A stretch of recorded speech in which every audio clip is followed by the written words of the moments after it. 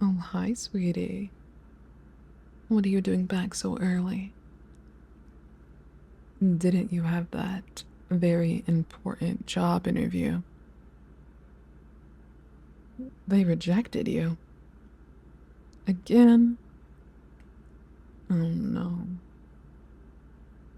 Come here. I'll console you. No. Fine. Don't sit next to me. Whatever. But seriously, this is your 5th rejection so far. Maybe it's time for you to accept that maybe you're just not cut out for working. Especially not for that miserable wage that this place offers. Just let me call my dad, and he can give you the job you deserve. It's just one call away.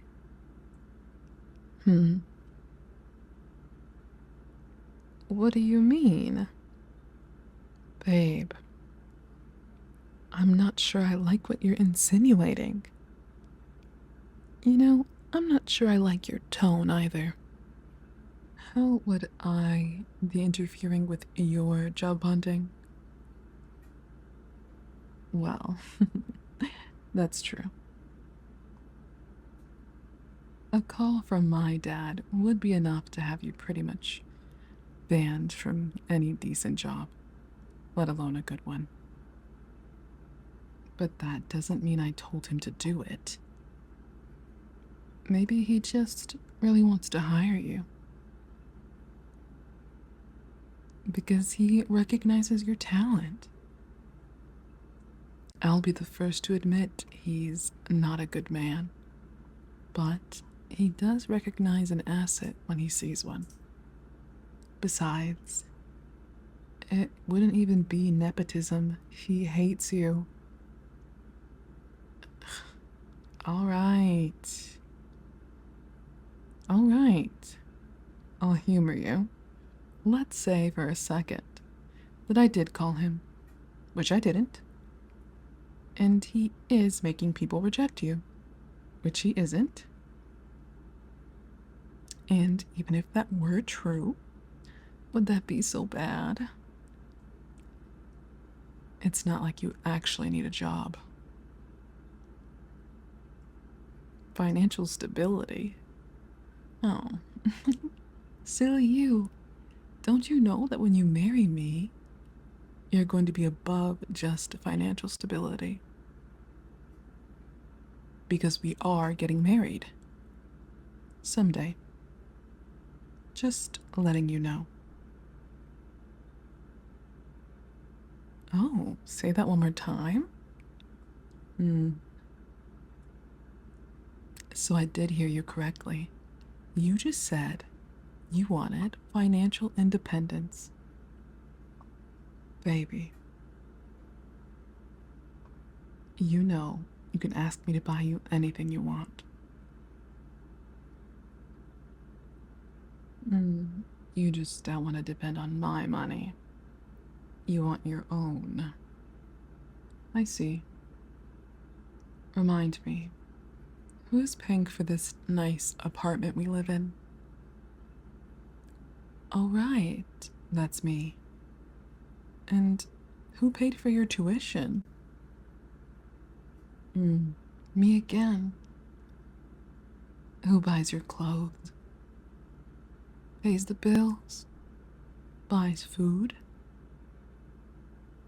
And for your dad's medical expenses, and also his house. Getting the message yet? It looks to me like you already depend on my money a lot. And here I was, starting to consider it our money. After all we've been through, we've been a loving couple since high school. We are literally high school sweethearts. There you go again, saying I forced you to date me. Are you seriously still saying that? Babe, It's been 10 years. I keep telling you, you could have saved a lot of suffering and me a lot of time if you hadn't rejected me the first time I asked you. I honestly still don't get why you did that. I was popular, rich, gorgeous. Only gotten better with age on that last one. Don't you agree? Well, too bad for you. Rejecting me only made me want you more. Which led me to do some, admittedly, questionable things. Ugh. Come on, don't be like that. I got all the teachers I paid to fail you. I got all the teachers I paid to fail you fired afterwards, didn't I? And I got all the bullies to leave you alone. Ugh, oh please. You can't still be mad at me because I made your so-called friends abandon you. If they were so quick to bail, just because of a tiny little threat, they weren't really your friends, and you didn't need them. You only need me. You only need me. That's quite the expression you got right now. Don't think I know what's just crossed your mind, huh? Leaving me. That's what crossed your mind, right? But where would you go? You wouldn't skip town. That would mean ditching your dad. And you're not gonna do that, are you? You could just walk away from here. But where would you live? It's not like you can rent a place on your own. You don't even have a job. Staying at a friend's house would require you to, have friends. And if you wanted to go to your dad's, well, let's just say it would be a shame if the payment stopped going through. The ones for the hospital or the house? Take your pick.